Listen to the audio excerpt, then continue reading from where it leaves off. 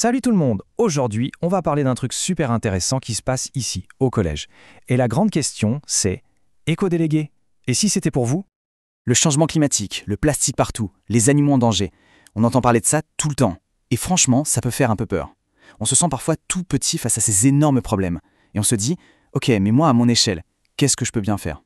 Eh bien, figurez-vous que la réponse est peut-être beaucoup plus simple qu'on ne le pense. Et si tout commençait juste là, sous nos yeux? Ici même, au collège André Lassagne. C'est là qu'intervient le rôle d'éco-délégué. Alors, un éco-délégué, c'est quoi au juste? Attention, ce n'est pas juste une étiquette. C'est un vrai rôle, une vraie mission. C'est devenir un relais, c'est-à-dire la personne qui fait passer les infos. C'est être un ambassadeur, celui ou celle qui porte les projets. Et c'est même être un décideur, pour que les choses changent pour de vrai dans le collège. En gros, devenir éco-délégué, c'est un peu comme débloquer des super-pouvoirs pour l'environnement. Voyons voir un peu cette mission de plus près. Premier super pouvoir, l'information. En gros, on devient la personne de référence sur les questions d'écologie au collège. On est au courant de tout ce qui se prépare et le but c'est de partager ces infos, de faire connaître les bonnes idées et de motiver tout le monde à adopter les bons gestes. Deuxième pouvoir, et pas des moindres, l'action. Parce que parler c'est bien, mais faire c'est encore mieux. C'est vraiment le cœur du réacteur. On a le pouvoir de proposer, de lancer et de mener des projets concrets pour que le collège devienne plus écolo. Et enfin, troisième super pouvoir, représenter. Ça veut dire quoi? Ça veut dire être le porte-parole des autres élèves. On participe à des réunions avec les profs, la direction, pour présenter les idées de tout le monde et faire en sorte qu'elles soient entendues. On n'est jamais seul, c'est un vrai travail d'équipe. Ok, des super pouvoirs, c'est génial. Mais concrètement, on fait quoi avec? Comment on transforme une bonne idée en un vrai projet? C'est maintenant que ça devient hyper concret. Il y a 4 grands terrains de jeu sur lesquels on peut s'éclater. D'abord, tout ce qui est recyclage et déchets. Ensuite, l'énergie et le climat, super important. Il y a aussi la solidarité. Et enfin, l'anti-gaspillage, notamment la cantine, et la biodiversité, c'est-à-dire les plantes et les animaux du collège. Bref, il y a de quoi faire. Tenez, imaginez un peu. On pourrait créer une brigade de l'énergie. Une petite équipe qui, à la fin des cours, passe dans les salles pour s'assurer que toutes les lumières sont éteintes et les ordis en veille. C'est tout bête, mais l'impact est direct et mesurable.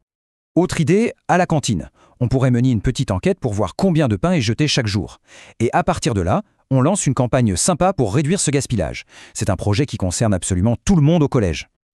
Et attention, faut pas se dire que certaines idées sont trop folles. Il faut oser voir grand. Regardez ça. Dans un autre collège, des éco-délégués ont carrément réussi à installer un poulailler pour que les poules mangent le pain gaspillé à la cantine. Si, c'est vrai. Donc si eux l'ont fait, tout est possible.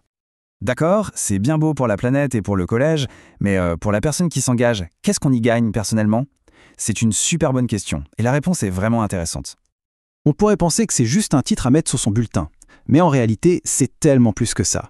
Ce ne sont pas des points en plus, ce sont de vraies compétences pour l'avenir. Des choses qui vont servir au lycée, dans les études et même dans un futur métier. Pour toute la vie, en fait. Regardez un peu ce qu'on développe. La gestion de projet. Ça veut dire apprendre à organiser une idée du début à la fin. La prise de parole en public, super utile pour gagner en confiance. Le leadership, le travail d'équipe, la créativité pour trouver des solutions. Honnêtement, ce sont des compétences en or qui font vraiment la différence plus tard. Et puis, au-delà de toutes ces compétences, il y a le plus important, je crois, c'est la fierté. La fierté de voir son projet prendre vie, de se dire « ça, c'est moi, c'est nous qui l'avons fait ». On n'est plus juste spectateur, on devient acteur du changement. Et ça n'a pas de prix.